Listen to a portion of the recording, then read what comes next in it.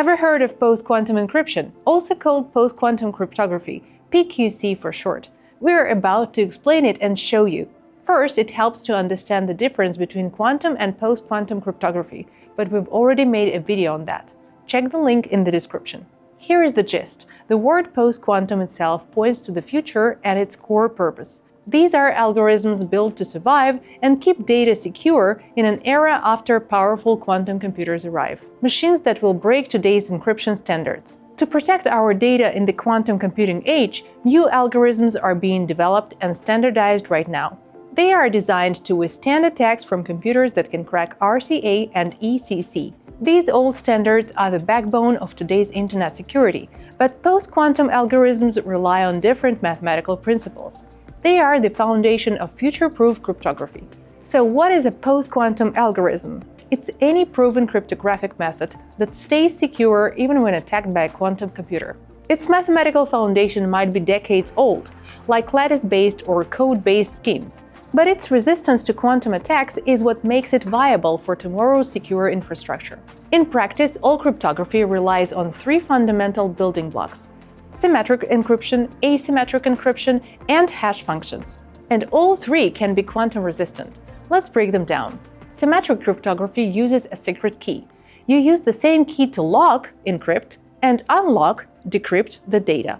Its main goals are to ensure data confidentiality and create method authentication codes. Asymmetric cryptography is the public key system. Its primary purpose is to solve key exchange, digital signature, and authentication problems. It uses a pair of keys, public and private. What one key encrypts, only the other can decrypt. Classic examples are RCA and ECC, elliptic curve cryptography. Another key piece is the cryptographic hash function.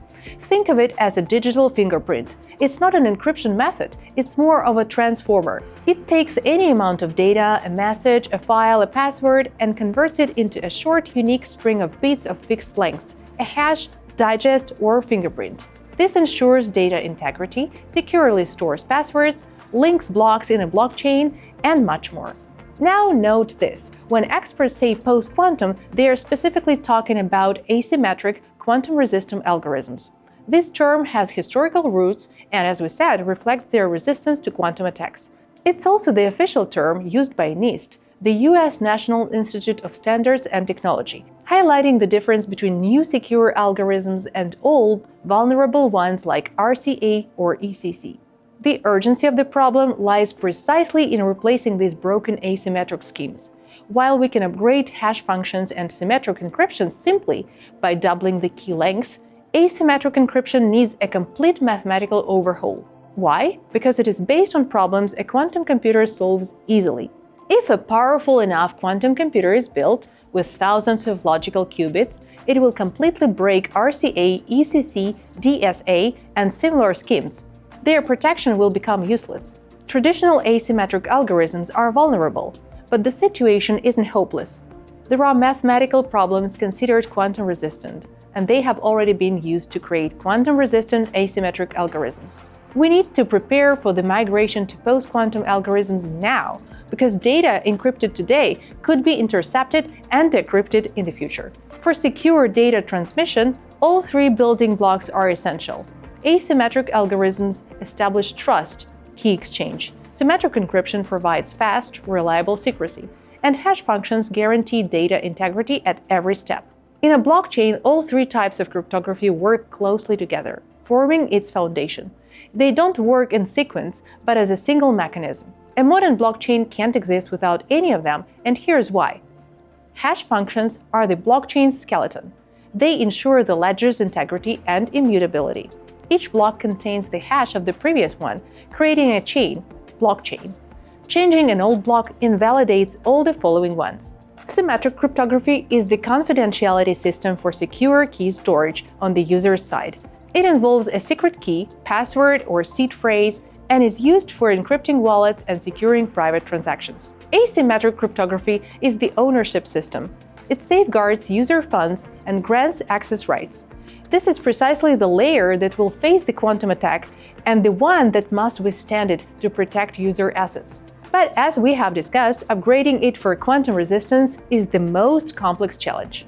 It consists of a key pair for each user and is used for creating wallets, authorizing transactions, and verification. So implementing post-quantum cryptography into blockchains is critically important. The problem is, it's not a simple fix. Transitioning requires a massive global overhaul of existing blockchain architectures. Doing this now is technically very challenging. So by the time the quantum threat becomes real, the blockchain industry could face massive problems. We'll dive deeper into this next time. For now, we'll just add that our blockchain Cellframe was designed from the ground up with future threats in mind. We planned for post-quantum cryptography at the architecture stage itself. This forward thinking has paid off. Our blockchain fully utilizes NIST-approved post-quantum cryptography, and our users' assets are reliably protected against future threats.